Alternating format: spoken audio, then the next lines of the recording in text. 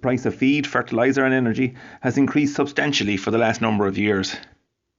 With a poor milk price predicted for 2015, what can dairy farmers do? The first step in any financial plan is to know where you stand on costs. Only 10% of dairy farmers actually complete a profit monitor or take the time to look back over their cost of production. Conor O'Farrell is farming in partnership with his brother Pat near Ballyporeen in County Tipperary.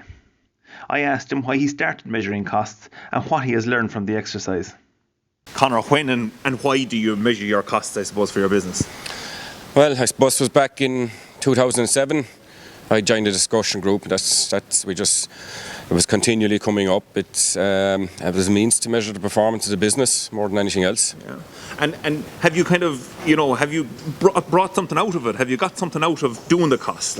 But definitely, Jack, and something different every year. But the main one, the overriding one, is the cost of production, like what it's costing the business here to produce a litre of milk.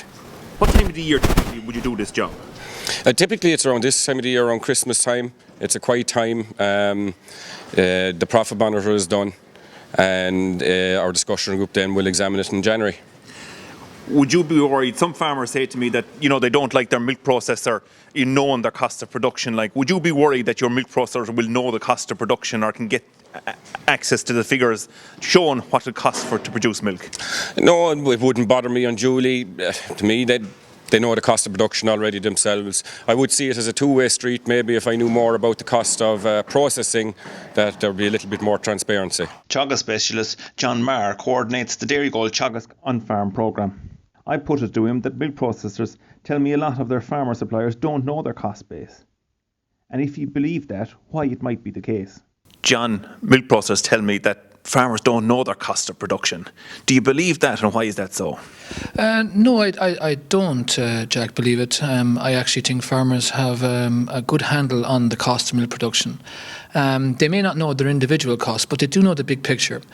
We've been involved with financial workshops in the last 2 months or so, bringing farmers in to discuss this whole financial assessment of costs on farm. When you ask them what you think the costs of production are, they actually are very, very accurate.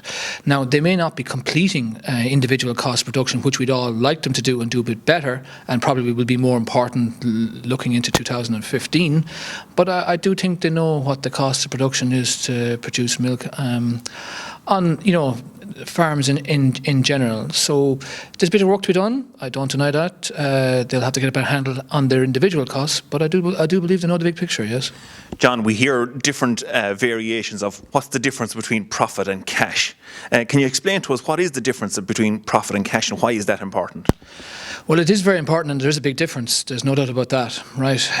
The big problem, I suppose, with profit is that it doesn't take into account things like drawings and, probably more important, the repayments on loan. And when we go into next year, which looks a challenging year ahead, the profit will not measure repayments and drawings, and to a lesser extent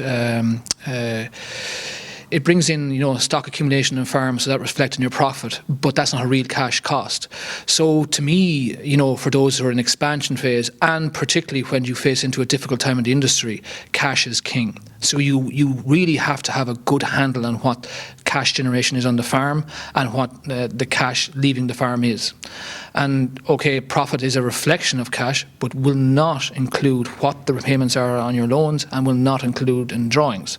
So if you look at the big picture for next year in terms of milk price, and the average guy probably in this area will supply close to 400,000 litres, and you look at a margin of 5, 6, 7, 8 cents a litre, you wouldn't want to be a genius to work out that unfortunately that's going to probably be well short of what's required to live on and repay loans.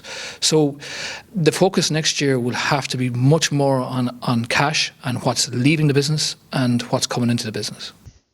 So there you have it. 2 clear messages. Conor sees a great benefit to measuring costs, and in his opinion, the end of the year when cows are indoors is the right time to look back over what has happened. Secondly, cash flow is crucial, especially in poor milk price years, because little or no income at one part of the year could happen at the same time as large costs are incurred, draining the current account so you need to know where you stand. In the next video clip, we look forward to 2015.